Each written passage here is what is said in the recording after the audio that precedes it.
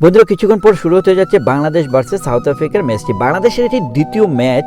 So প্রথমটি জেতার কারণে কিন্তু বাংলাদেশের থেকে কিন্তু একটু প্রেশার কমে গিয়েছে। এখন বাংলাদেশ কিন্তু একটু ফ্রিলি, ফ্র্যাঙ্কলি এবং ফ্লেক্সিবিলিটি ওয়েতে কিন্তু এই ম্যাচটি খেলতে পারবে সাউথ আফ্রিকার সাথে। ইভেন আমরা যদি হেরে যাই তারপর আমাদের অনেক পসিবিলিটি রয়েছে নেক্সট রাউন্ডে যাওয়ার জন্য। যাই হোক, অনেকেই বলছো যে আজকে সাউথ আফ্রিকা জিতে যাবে, অনেক সমীক্ষায় বলছে সাউথ আফ্রিকা জিতে যাবে, বাট এখানে একটা কথা আছে, তোমরা খেয়াল করে দেখো নেদারল্যান্ডের সাথে সাউথ আফ্রিকা জিততে কিন্তু অনেক কষ্ট হয়েছে। 103 রান করতে দেখা যায় যে সাউথ আফ্রিকা 6টি উইকেট পড়ে গেছে। আর আমাদের বোলিং অ্যাকশনের কথা যদি বলো, 3টি বুলেট আছে, আমাদের 3টে বুলেট পারফর্মার আছে, পেস বোলিংয়ের আছে, রিশাদ আছে, সাকিব আছে, সৌম্য, মাহমুদুল্লাহ। সো আমাদের কি ভয় পাওয়ার কোনো কারণ আছে? সাউথ আফ্রিকাকে ভয় পাওয়ার কারণ নেই, বাট সাউথ আফ্রিকার মেন ভয় হচ্ছে ডিকক, মার্ক্রাম, ক্লেসেন, এই যে ডেভিড মিলার সহ এই যে প্লেয়ারগুলা, এরা হচ্ছে যে জাত প্লেয়ার। যে কোনো দুইজন যদি পারফর্ম করতে পারে সেটা বাংলাদেশকে ভোগাবে।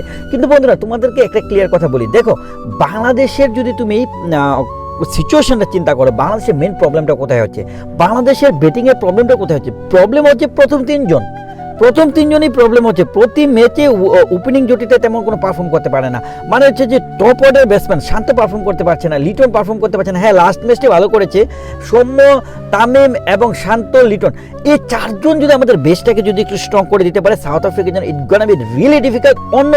অন্যদিকে যদি আমি বলতে চাই, টসটা is very very vital and crucial. কেন বলছি ক্রুশাল?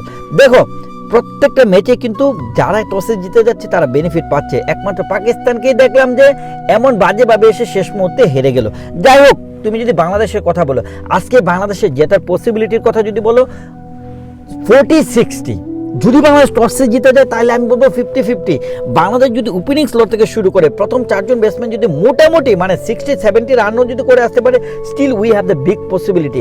একতরফা ম্যাচ কখনো এটা হবে না, আমি তোমাদেরকে এনশিওর করছি। কেন বলছি? বাংলাদেশের এই খেলাটাতে শান্তর ভূমিকাটা হবে সবচেয়ে বেশি। কেননা মুস্তাফিজুর রহমানকে যদি ঠিকভাবে কাজে লাগাতে পারে, it gonna be really tough for South Africa.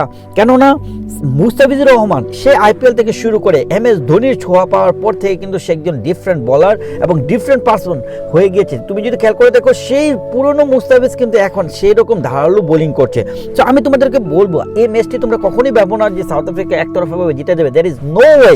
It gonna be a competitive match, it gonna be definitely a brilliant match. আমি বলছি না যে বাংলাদেশ জিতবেই, সেটা আমি বলছি না, but it gonna be a competitive match. এটা একতরফা ওরা জিততে পারবে না। কেন বললাম? দেখো বাংলাদেশের যে পিলার মাহমুদুল্লাহ, রিয়াদ, বাংলাদেশের বেস্ট অলরাউন্ডার আছে, মুস্তাফিজ আছে, তাসকিন আছে, তাহলে আমরা হারবো কেন? একতরফা হারার তো কোনো রিজন নেই। একমাত্র রিজনটা হয়ে যায় যখন প্রথম চারজন ব্যাটসম্যান পারফর্ম করতে পারে না। দেখুন প্রথম চারজনের মধ্যে 3জনই আউট হয়ে গেছে ওই দিন শুরুতেই। এই প্রবলেমটা যদি আমি উঠতে পারি, definitely Bangladesh gonna do something brilliant today. Even Bangladesh টসে জিতে যায় এবং প্রথম চারজন ব্যাটসম্যান যদি 4 উইকেটে যদি আমরা 80 রানও করতে পারি, আমি কি বললাম তোমরা আবারও শোনো, 4 উইকেটে যদি আমরা 80 রানও তুলতে পারি, আমরা যদি প্রথমে যদি মানে বোলিং করার পরে বা শুরুতেও ধরো যে ব্যাটিং আমরা শুরুতে করলাম বা বোলিং আমরা যেটাই হোক, টসের কথা না বলে যদি আমি চিন্তা করি, প্রথম চারজন ব্যাটসম্যান যদি 80 রানও স্কোর করে আসতে পারে, definitely it gonna be a big match for Bangladesh. বন্ধুরা তোমাদের কমেন্টস কি, তোমাদের ওপিনিয়ন কি অবশ্যই জানাও। Thank you so much.